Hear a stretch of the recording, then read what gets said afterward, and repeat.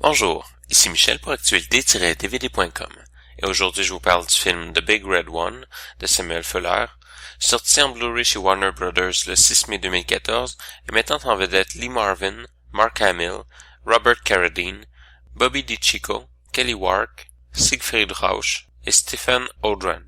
Un groupe de 5 hommes de la division d'infanterie Big Red One se suivent à travers les batailles dans une guerre qui semble accumuler les non-sens, les contradictions et les remplaçants sans nom et sans visage qui se succèdent. Ils y vivront des épreuves difficiles, mais aussi de grands moments de joie. Le film de 1980, nominé à la Palme d'Or du Festival de Cannes, n'a peut-être pas besoin de présentation pour la majorité des cinéphiles.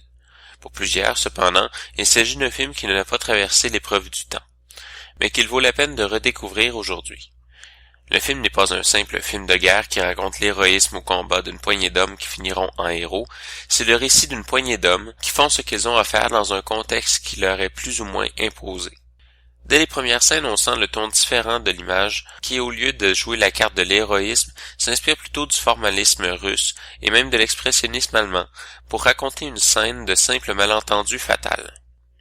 Le reste du film racontera en partie ce genre de malentendu et d'absurdité de la guerre. La première bataille laisse tout de suite voir le ton que prendra le film. Les armées américaines et françaises se foncent dessus et se massacrent jusqu'à ce qu'ils comprennent enfin qu'ils sont en fait alliés et se sautent dans les bras malgré les pertes dans les deux camps.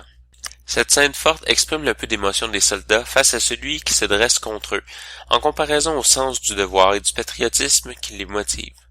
Certaines scènes du film sont particulièrement frappantes et viennent chercher de manière simple mais horriblement efficace l'essence émotive de la scène, sans devoir aller dans les démonstrations effervescentes d'émotions douloureuses, qui nous semblent parfois peu vraisemblables. Le film est présenté en format d'image 1.85. Pour la version cinématographique, le film est présenté en anglais DTS HD Master Audio 2.0, en français Dolby Digital 1.0 et en espagnol Dolby Digital 2.0. La version reconstruite est présentée en anglais et en français Dolby Digital 5.1 avec les sous-titres en anglais, français et espagnol. Dans les suppléments, on retrouve des commentaires sur la reconstruction de Richard Schnickel, le documentaire de Man Who Made Movies, Samuel Fuller, un document sur la reconstruction du film, un document sur les scènes de combat, une comparaison des scènes avant et après restauration et des scènes alternatives.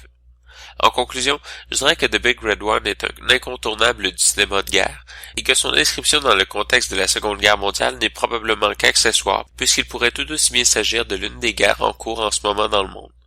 C'était Michel, je vous remercie et bon visionnement.